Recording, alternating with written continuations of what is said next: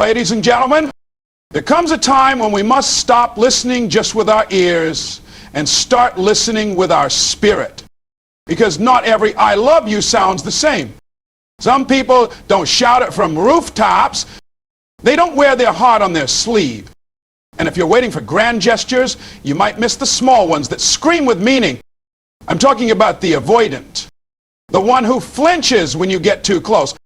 The one who pulls back just when you think you're getting through it. And if you're not careful, you'll think they don't care. But I came to tell you today, if an avoidance lets you in, they love you. If they tell you about their past, if they open up about what broke them, what scared them, what made them build walls so high, even they forgot what they were guarding. That is not weakness. That is love. Because for someone who runs from vulnerability, trust is a love language. And when they trust you, that means something. If an avoidant stays when every part of them is screaming to flee, that's love. Not the loud kind, not the easy kind, but the brave kind. The kind that takes everything they've got. Now, I'm not here to tell you to wait forever. I'm not here to tell you to accept pain dressed as potential. But I am telling you this. Don't confuse silence with indifference. Don't confuse distance with apathy. Some people don't love like fireworks. They love like a steady flame, quiet, cautious, but consistent. Now that kind of love, it doesn't burn out. If they circle back after pulling away, if they apologize, even when it chokes them, if they try, fumble, fall, but still try, that is love in its rawest, rarest form. So stop waiting for love to look like a movie. Because real love, especially from the guarded, isn't scripted. It's fought for. It's earned. It's given anyway, despite every reason not to. If an avoidant opens that heavy door they've slammed shut for years, let you see the mess inside, let you walk through it, and doesn't shut it again when you leave muddy footprints, then they love you, even if they don't say it. Even if they can't say it, they show it. And let me tell you something. When love is shown in the ways that are hardest for someone to give, that's the love that transforms lives. Don't miss it. Recognize it. Respect it. And if it's right, reciprocate it. Trust is an avoidance love language. It doesn't always come wrapped in romantic gestures or eloquent words. It doesn't look like what we see in movies or hear in love songs. For an avoidant, love doesn't come easy. It doesn't arrive in a parade of affection. It arrives quietly, cautiously, often through the cracks in their armor. And that's why trust means everything. See, avoidants were shaped by moments that told them vulnerability was dangerous. Somewhere along the way they learned that to open up was to invite pain, to get close was to risk being left, and to need someone was to hand over a weapon that could destroy them. So they built walls, not to keep others out entirely, but to keep themselves safe. And when you start to get close, their instincts flare up. Not because you've done something wrong, but because closeness feels unfamiliar, and unfamiliar feels unsafe. That's why when an avoidant begins to trust you, that's not small. That's huge. When they start to share pieces of themselves they've kept hidden from the world, when they allow you into their silence, their stillness, their guarded moments, that's not just interaction, that's intimacy. You may not hear I love you often, but when they tell you something no one else knows, when they let you see the cracks beneath their surface, that's their way of saying you matter. I trust you with my truth.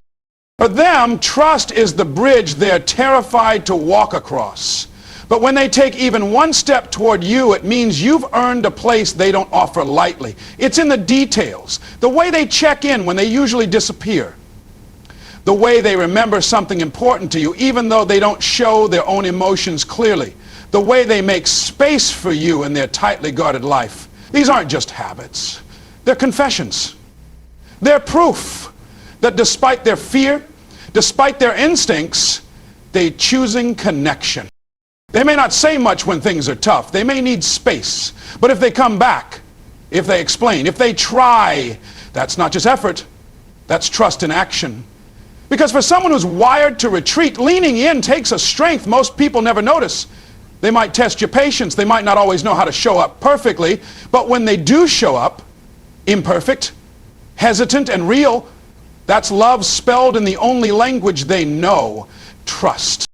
And they're not asking you to fix them. They're asking you to see them, to understand that when they trust you enough to let you into their world, they're doing the hardest thing they know how to do. And in their world, that trust is louder than any words, more powerful than any gesture, and more intimate than any physical touch.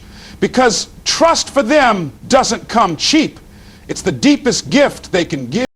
If they stay when it's easier to run, they care deeply. For someone with avoidant tendencies, staying is not passive. It's not something that just happens. It's a choice, a battle, a deliberate decision made against every instinct telling them to pull away. You see, avoidants are wired for distance. They've been conditioned by past pain, abandonment, or emotional chaos to protect themselves first, to retreat before they get hurt, to disappear before anyone notices they're vulnerable. So when emotions rise, when connection deepens, when the relationship starts to require more than surface-level comfort, the easiest thing for them to do is leave. Leaving is safe, it's predictable, it means they don't have to explain their fears or confront their insecurities, it means they get to stay in control. That's why walking away isn't hard for them. It's reflex. But staying, that's where the truth lives. When someone avoidant stays, especially during discomfort or emotional intensity, it's not because they've suddenly stopped being afraid. It's because something about you, something about this connection is worth facing the fear for. They may not tell you that, they may not even fully understand it themselves, but their actions speak louder than any declaration. Every moment they resist the urge to withdraw. Every time they remain present when their mind screams for solitude, they are expressing something powerful. I care. I'm trying. I want this. They stay not because it's easy, but because it means something. And for someone who has spent their life dodging closeness, that is not a small thing. It might not always look like you expect. It won't be dramatic promises or romantic speeches. It might look like them sitting silently beside you instead of leaving the room. It might look like a text after a conflict when they'd normally ghost. It might look like awkward conversation or a quiet presence, or just the fact that they didn't run when every nerve in their body told them to. That kind of staying takes strength. It takes courage. It takes love. Avoidants aren't incapable of connection, they're just cautious with it. Deep down they want to love and be loved like anyone else. But they've learned that love can hurt, and staying close can expose wounds that never fully healed. So if they're still there with you, especially when things get hard, you're not just someone in their life, you're someone they're fighting for. Their staying is an act of rebellion against everything in them that says, don't trust this, don't get too close, don't risk it. And yet they stay, not perfectly, not effortlessly, but consistently. That's how they show they care, not by being flawless, but by staying in the discomfort, by choosing connection over escape, by standing still when their fear says run. Because for them, staying isn't just love, it's survival, redefined. It's transformation in motion. It's care that runs deeper than words.